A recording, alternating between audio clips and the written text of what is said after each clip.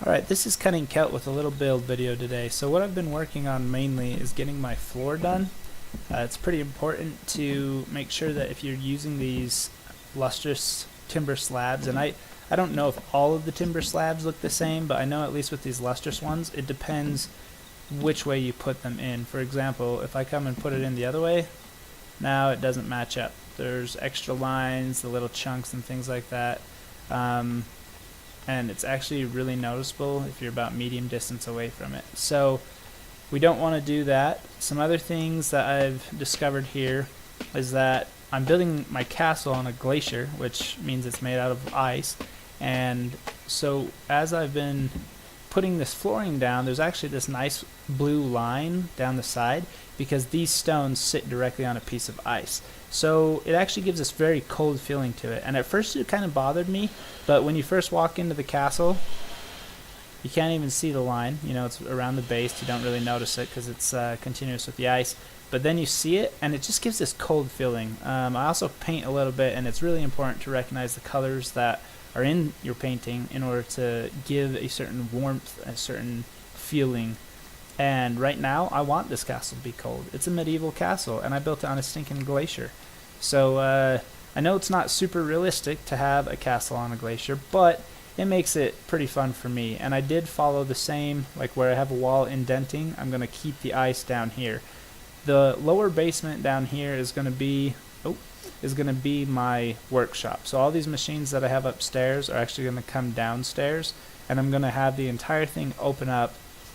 It's my area here is 3 plots by 3 plots. So that brings me to another point. Having those 3 plots together, each plot is 8 blocks by 8 blocks by 8 blocks, and so 8 times 3 is 24. And I can subtract 2 for the very outer side, 1 on each side, which gives me 22. And then I can actually subtract 4 because this indents 2, which will give me 20. And 20 by 20 gives me about 400 blocks. Because the front indents 4 instead of just 2, it'll actually end up being around 200 wooden slabs that I actually need in order to floor this entire thing. So you want to keep that in mind. Something else I'm going to show you from the outside. I intentionally built my beacons out a little bit. So here's the very edge of my beacon.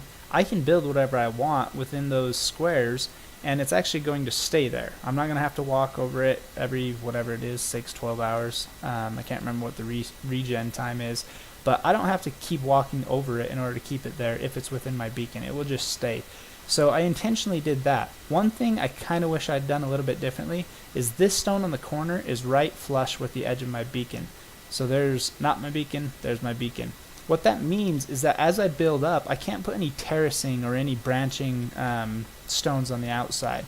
If I do that, they'll disappear after so often. I can't remember what the regen time is, like I said, but I intentionally indented on the sides so that I could have these corner towers that would stick out, and it would kind of give it more of a castle feel.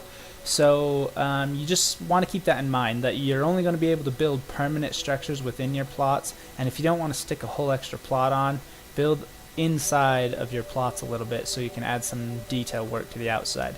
Now something I'm going to add like across here, and I don't know which level yet, is I'm going to put a nice slanted ceiling in, not really a ceiling but an awning in, so that it makes it look like it has like porch and a covered awning that goes over it. But yeah, when you come walking in, it looks pretty nice so far. I'm going to have different rooms. I'm going to branch off these things on the side so that it's actually a room you walk into in the corners, and up top it'll be castles. One other thing I wanted to mention on this build video, and these are just some general tips, hopefully just seeing this stuff helps you out here, but something else I wanted to mention is the simple fact that if you put your plots in like I did, which I started by putting my beacon on the ground floor, so it's flush with the very bottom floor that I want to walk on. Now the beacon is dead center in your plot. Actually, if you hold up the plot, you can see it's a little off center, but let me show you what this means for building. So first of all, because it's 8 high and I put it in that ground floor, it means that if I go down here, and I'll have to switch off, that's still green, so nobody can dig up through my floor because the very bottom layer to my castle is still within my plot. Now this is where I needed this.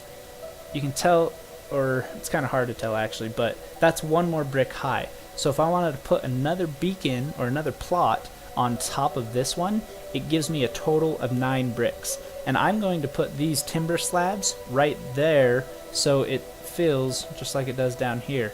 It's just higher than you are, which it kind of gives a real ceiling height feel to it, using these half slabs because they only take up half a brick, right? So up here, if you put the beacon at the level that I pointed out here, and then you build up from it, it gives you 3 more levels if every level is 3 bricks high, because there's 9 more. So it's something to keep in mind. By the time I put the extra plots on top, which I'm probably going to do pretty soon here, I'm going to be able to build up, and in total with the basement I'm going to have 5 stories. So I'm really excited about that. It's going to be a nice little castle. I might even build the corner towers up a little higher. I haven't decided yet, but overall I think it's going to be fun. It's going to give me tons of room to build. I should be able to fit all of my machines down in the basement and have a nice little workshop there. I've already got a couple of these things because sometimes it just stinks to wait a long time. One other thing that you want to keep in mind when you're building is you've got to put down your plots, you've got to put down the foundation, and you've got to put down the number of bricks that it's going to take to do everything that you want to do. So keep the end product in mind. I didn't do it on the corners quite as much. I'm not going to have as much terracing on the outside as I wanted to, but it doesn't really matter. It's not a huge deal because I think it still looks really good. And if it were in the daytime, it'd look a little better, and I'd probably climb up the mountain for you, but it looks good from the side. So keep on keeping on. Remember, this is Cunning Kelp. Please remember to like, comment, and subscribe, and come join me. I'll show you my location here real quick. Oh, not my friend. And my location is -335 and 230. The 67 is just the height. So please come find me, and we'll build together.